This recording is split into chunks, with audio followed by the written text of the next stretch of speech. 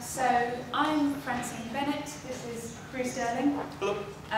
We have been building Project Mastodon. Don't let your cloud computing become hairy, lumbering and extinct. So I'm just going to tell you a little bit about why we're addressing this problem, and then Bruce is going to walk you through the tool itself.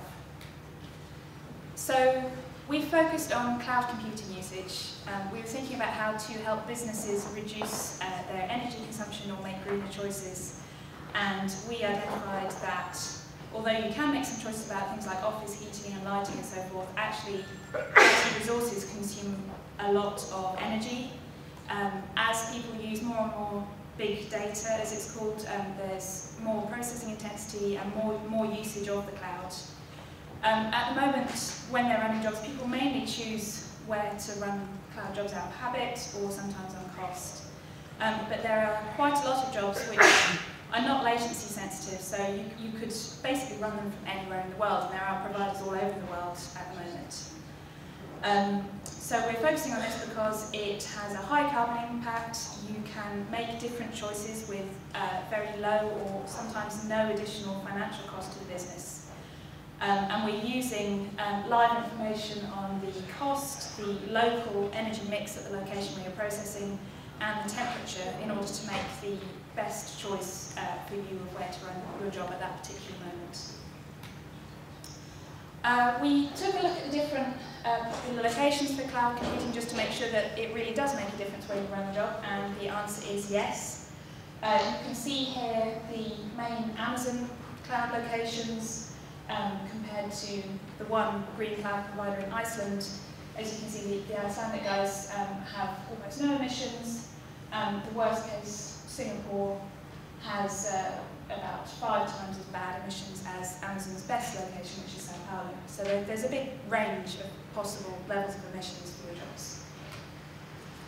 And just running a couple of examples here, if you don't care at all about your emissions, you would choose Virginia if you're using Amazon.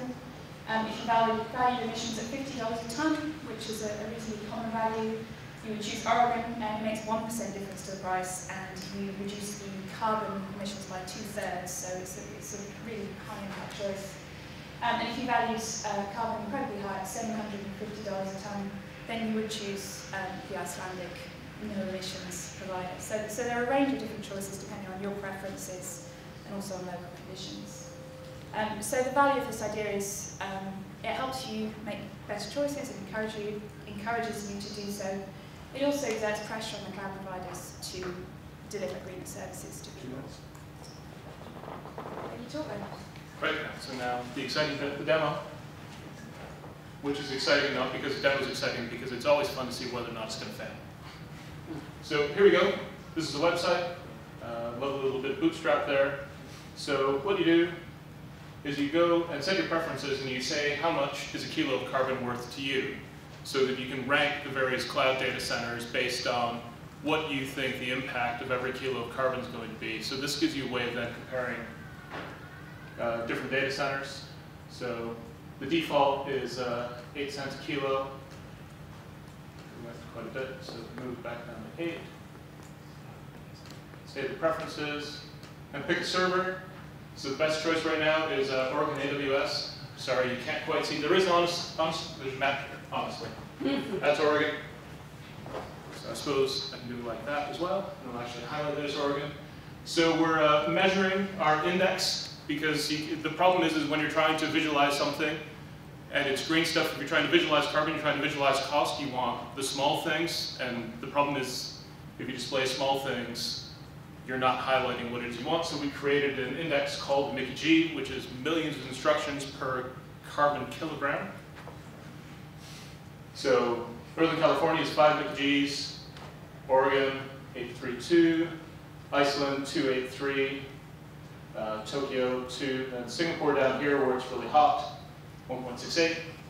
So if you say, great, Oregon, love that, go with that, yes, run my job. Choose your Hadoop jar. At the moment, this is all dummied out, so it's not a problem if I choose a picture instead.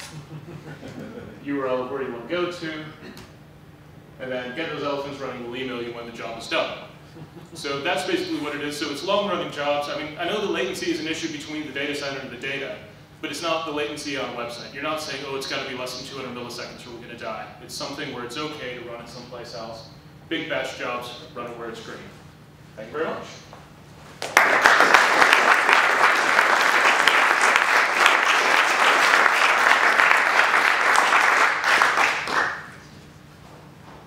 Any questions? What would be the first next thing you would do? The first, I think the first next thing is to actually wire up the website so I can actually get the stuff working. I know all the technologies I want to do for it, like spinning up the clusters. There's a pallet Hadoop thing. The website's all built in Clojure.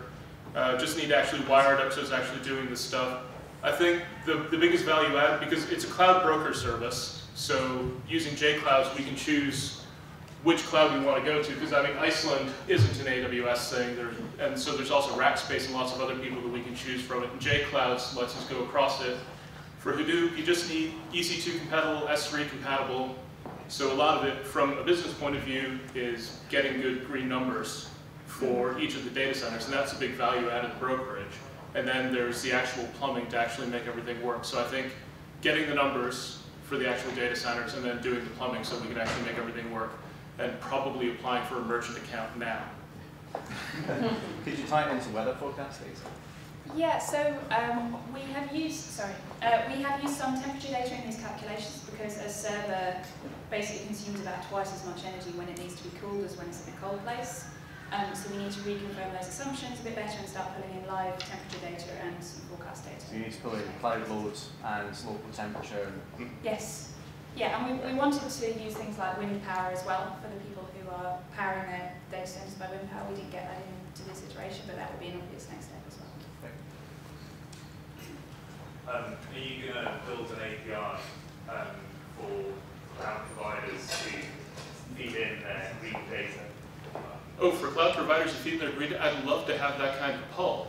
I would absolutely adore that to be the problem. I have a feeling that we're both basically, if we want them to give us their data, we're going to have to beat them about the head with big sticks to get them to give us anything, is what I'm expecting. I'm expecting that bit to be an awful lot of phone calls and an awful lot of, hey, I met you at Cloud Camp, tell me what's going on in your data center so that I can actually say whether or not this is a green thing to do or not. Yeah, absolutely. So have you compared distributed computing to your data centers as a way of processing? Does that return well or not? We haven't done that. I mean, Hadoop isn't great for sort of going across. So are you talking about sort of like a SETI at home kind of thing? Or? That kind of thing, yeah. Hadoop's, part of the reason I wanted to choose Hadoop is that a lot of people use Hadoop. Hadoop's not great for doing SETI at home type stuff that would require a lot of people to install clients and all the rest of it. And it's a bit more ambitious than this is right now. I certainly think it's a possibility of something to look at in the future. You can buy clock time on unused PlayStations and stuff like that. So right. you can compare that. Especially if all the homes have solar power on the roof. Yeah. Right. How do you estimate the size of the job, so the computational complexity from the Hadoop file? Because that determines the trade-off, right? Well, I mean, in some ways it doesn't matter that much because as long as it's not going to run, say, through the night and then into the day, when it starts to get hot again and the cooling costs would then actually go up potentially significantly. As long as it's something that's going to run in less than 2 to 6 hours, so it's going to run overnight in whatever location it is, the cost probably isn't going to be that bad. So it's the rate that you can actually compare between the different things as opposed to the actual overall cost. So not too worried about how long the jobs are going to take. Cool. Thank you very much.